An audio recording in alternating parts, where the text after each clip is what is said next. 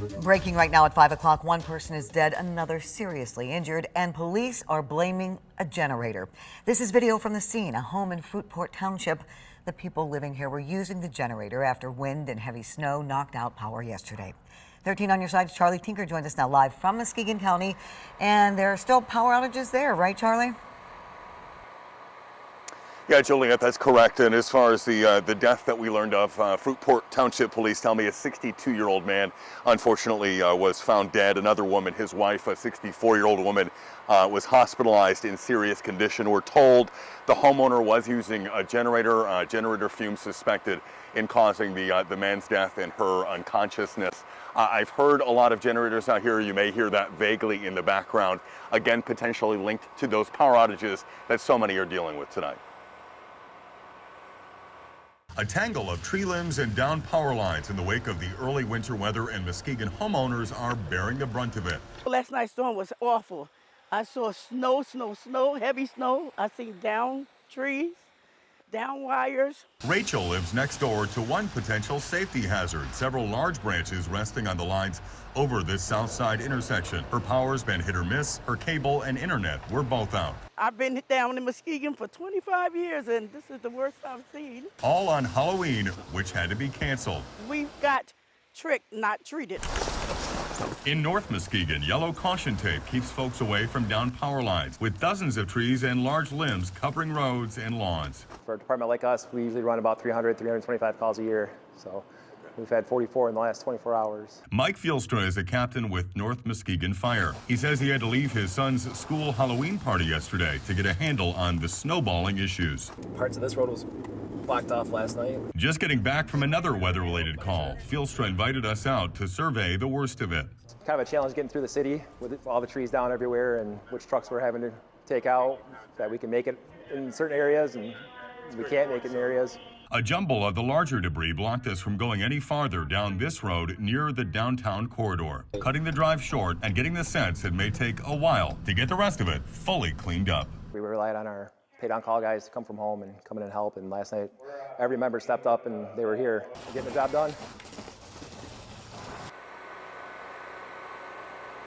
And as far as this afternoon's tragic incident here in Fruitport Township occurred here on Heron Lane at some point this afternoon. We are working to learn more about the identities of those involved. It does serve as a reminder, police put that out as well, when using portable generators to keep them 25 feet away from any doors or windows, and never operate a generator inside your home, your basement, or your garage. In Muskegon County, Charlie Tinker, 13 on your side. Consumers Energy says it has crews working around the clock to restore power to customers. This is a live look at the outage map. They are making some progress. There's still, though, about 24,000 without electricity. Yesterday at this time, that number was closer to 35,000. Consumer says it hopes to have service restored by midnight, but that could change. And just into our newsroom this afternoon, video showing just how dangerous conditions were late yesterday afternoon. You just saw it. A woman out clearing the snow off her car had a heavy snow-covered branch fall on top of her. 13 on your sides. Riley Mack just talked to the woman. Riley joins us now, and she says it was very frightening. Absolutely, Juliet. Chelsea MacArthur was just trying to dust the snow off of her car yesterday when the unexpected happened. A large tree branch weighed down with heavy snow broke free from the trunk and landed directly on her.